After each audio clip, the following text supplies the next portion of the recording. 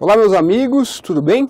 Eu sou o professor Felipe Lizardo, analista judiciário do TRE São Paulo, atualmente cedido ao Tribunal de Contas do município e professor aqui no NEAF de Direito Eleitoral e também de normas aplicáveis aos servidores públicos.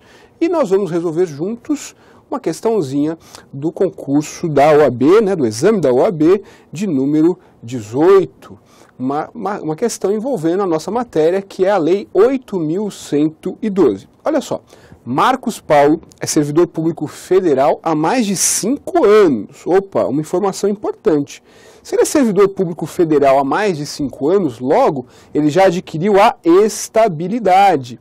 A estabilidade do servidor público federal é adquirida após 3 anos de efetivo exercício, após aprovação em estágio probatório. Se o servidor não é aprovado em estágio probatório, ele sofre a exoneração, ou então ele sofre a recondução. Se ele já é servidor há mais de 5 anos, logo ele já passou pelo estágio probatório, já é um servidor estável. Isso é uma informação importante aqui para a gente, ok? Durante todo esse tempo, nunca sofreu qualquer sanção administrativa, apesar de serem frequentes as suas faltas e atrasos ao serviço. E não é um servidor muito assíduo aqui, pelo visto, No último mês, entretanto, as constantes ausências chamaram a atenção do seu chefe, que ao buscar a ficha de frequência do servidor, descobriu que Marcos Paulo faltara mais de 90 dias no último ano. A respeito do caso apresentado, assinale a alternativa ou a afirmativa correta. Pessoal, aqui a gente tem claramente uma situação de inassiduidade no serviço. Nessa situação, a gente precisa entender algumas coisas importantes. A primeira delas é que a gente está tratando aqui de um servidor público que é estável. Logo, o servidor público que adquiriu a estabilidade, ele só perde o cargo mediante decisão judicial ou mediante processo administrativo em que lhe seja assegurada ampla defesa. Há ainda outras hipóteses estabelecidas na Constituição para a perda do cargo público do servidor estável.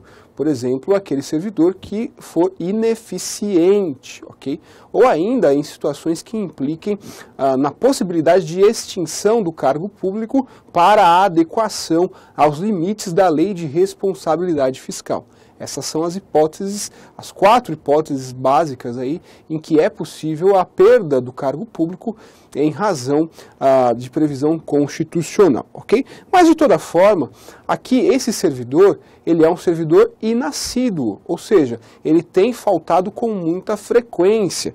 E a Lei 8.112, o regime jurídico único dos servidores públicos federais, prevê que no caso do servidor que seja um servidor inassíduo, ele pode ser demitido, ok? Lembrando que a demissão é uma das penalidades que podem ser aplicáveis aos servidores públicos.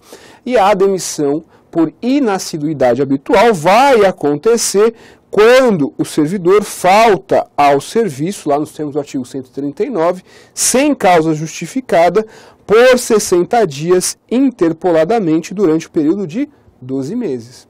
Então aqui no exemplo da questão, o servidor no último ano, ele teve falta por 90 dias de falta. É muita coisa. É mais do que os 60 dias previstos aqui no artigo 139. Ou seja, ele vai se sujeitar a sofrer uma penalidade de demissão. É óbvio que para isso vai ser necessária a instauração de um processo administrativo em que lhe seja assegurada a ampla defesa e aí vai ser feita toda a apuração.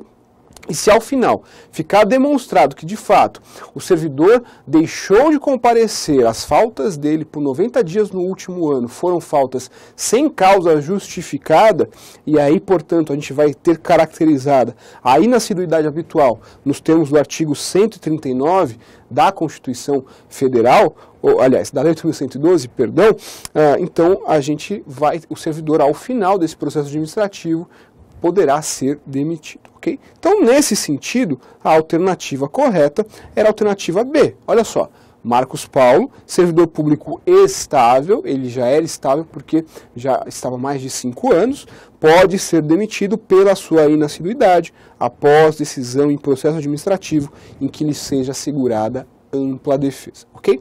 Agora, só para a gente verificar o erro nas demais alternativas. Olha só a alternativa A. Marcos Paulo, servidor público estável, só pode ser demitido após decisão judicial transitada em julgado? Errado.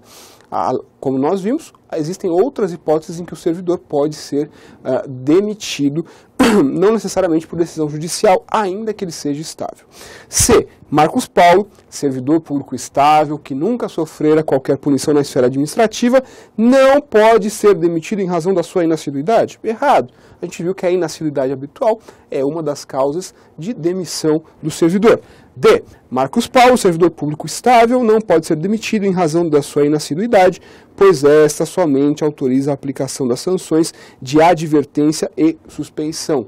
Errado. Nós vimos que a inassiduidade habitual tem como consequência a sujeição do servidor à penalidade de demissão. Ok?